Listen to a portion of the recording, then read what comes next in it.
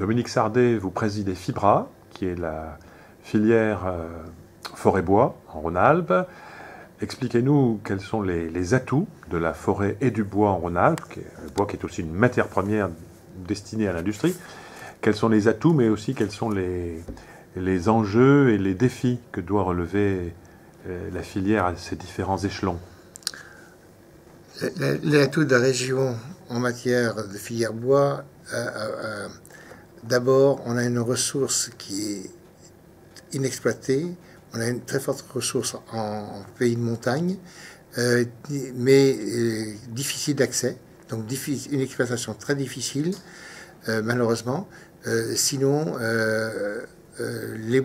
tous les bois qui sont exploitables aujourd'hui, surtout dans les forêts nationales et forêts communales, sont exploités, largement exploités. La forêt privée est un peu moins exploitée du fait d'un morcellement de la forêt. Hein. Mais on a beaucoup d'aides de la région et de l'État pour arriver à faire des dessertes, pour arriver à exploiter cette forêt.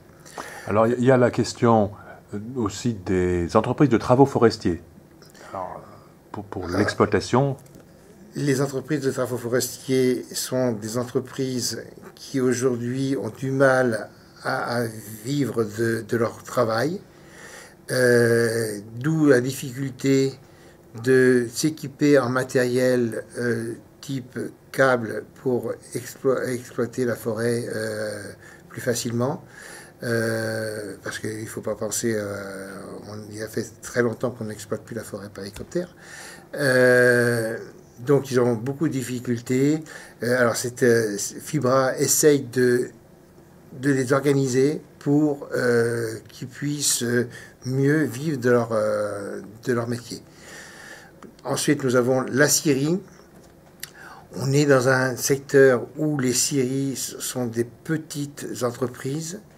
Il va falloir beaucoup les aider pour qu'elles puissent mettre sur le marché des produits que la deuxième transformation a besoin, des produits certifiés, des produits séchés.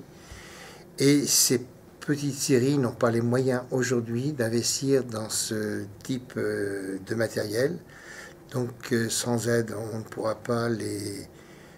Elles risquent de mourir et ne seront pas remplacées. Donc on risque de sortir encore, d'exploiter moins de bois si on n'aidait pas ces petites scieries.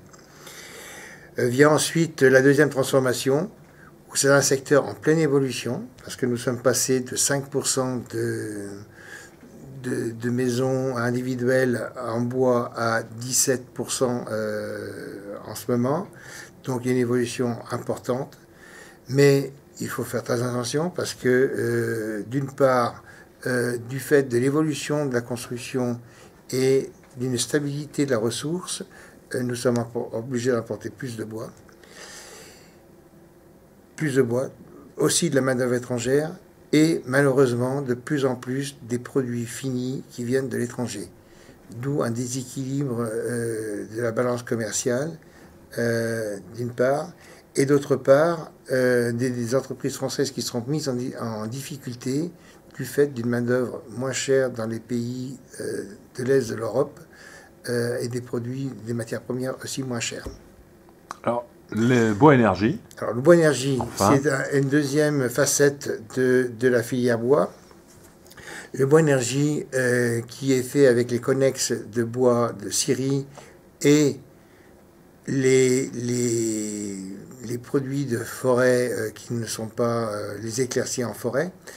Donc c'est en pleine évolution. Alors là, c'est des puissances 10 en peu de temps. Il faut faire attention avec cette filière-là, qu'elle n'arrive pas à trop déséquilibrer la filière bois industrie qui sert à faire tous les panneaux de process, contreplaqué, aggloméré, OSB. Parce qu'aujourd'hui, cette industrie-là est en difficulté du fait d'une augmentation des prix de matières premières et est obligée d'importer de la matière première de l'étranger.